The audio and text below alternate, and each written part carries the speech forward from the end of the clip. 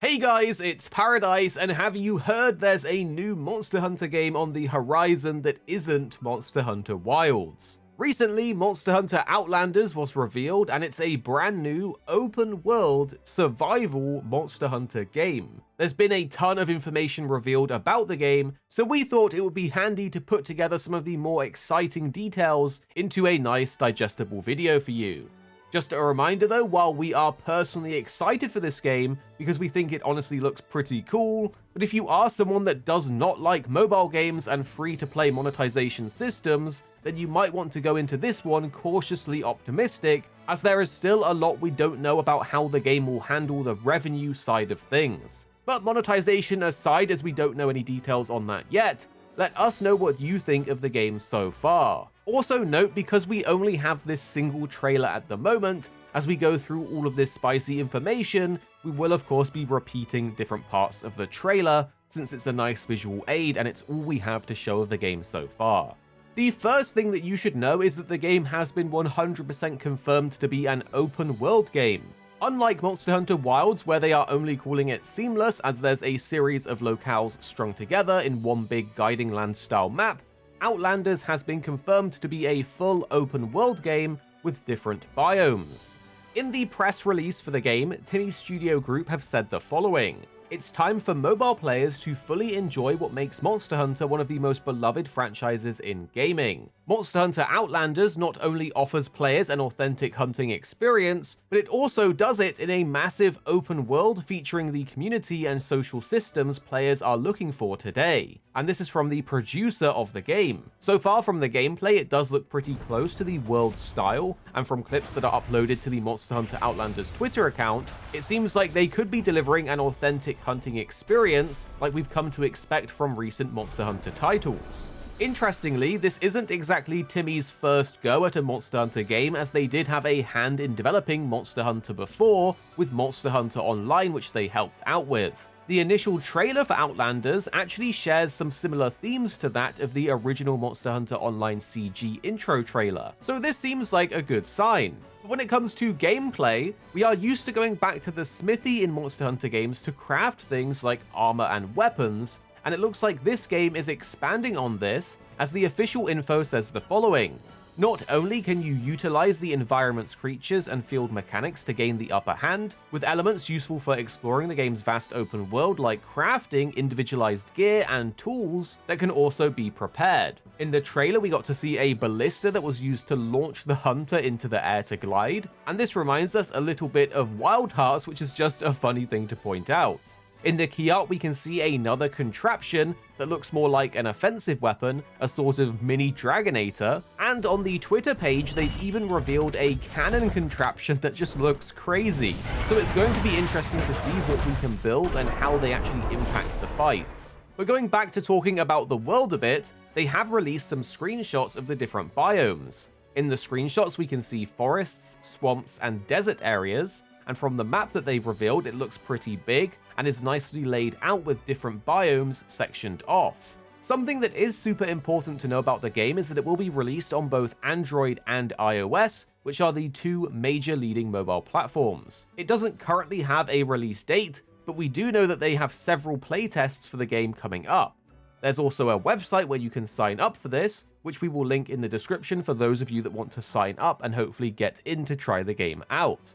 They've also confirmed that the game will be free to play and will have in-app purchases. However, nothing has been confirmed about exactly what this is yet, but looking at Timmy Studio Group's last few mobile games, they seem to focus on selling cosmetics rather than power. But we will have to wait and see which path they go down, as if we look at the other Monster Hunter mobile game, Monster Hunter Now, it got super grindy. Some of the most interesting things we've seen though are screenshots of hunters in different armor and gear, so let's go through these. First, we have the Rathalos armor set with the Rathalos light bowgun with its iconic red and scaly look.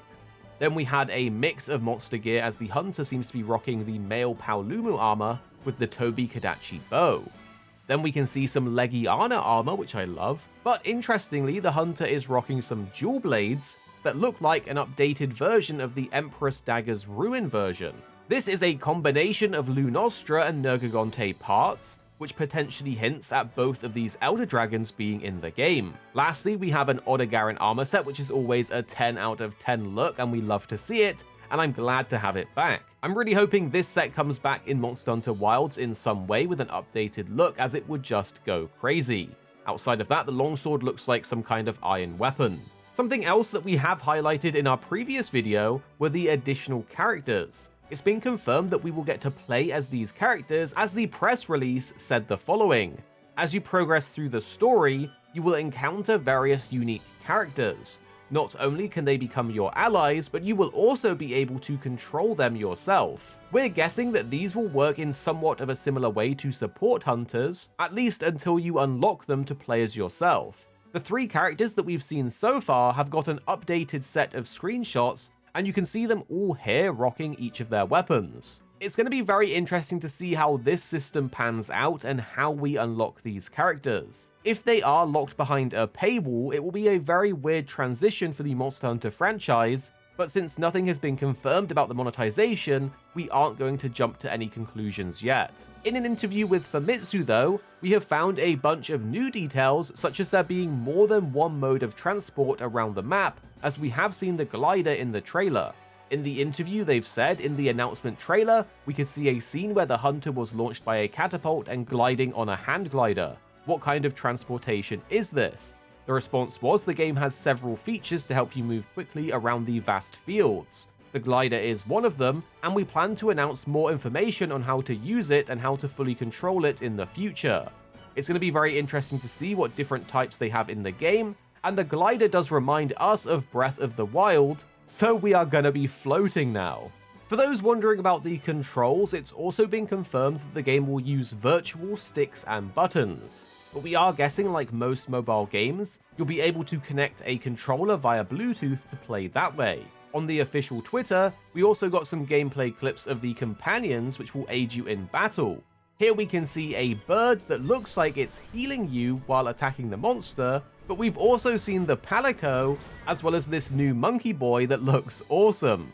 Maybe we're finally getting the return of Prowler mode, as it looks like they're being controlled in these clips. Another one of the videos from the Twitter gives us a closer look at Rathian, and for a mobile game we have to say it's looking pretty good.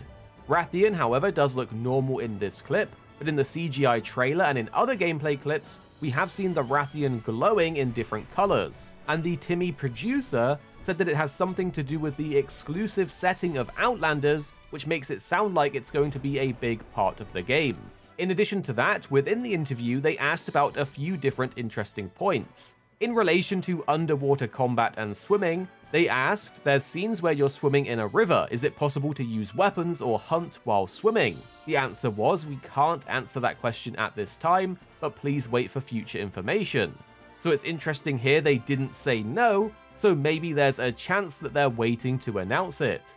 We also know many of you guys are massive fans of Scoutflies in Monster Hunter, and it's always a party when they finally announce that it's in a new Monster Hunter game.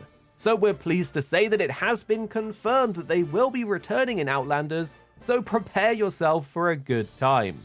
And yes, that was sarcasm.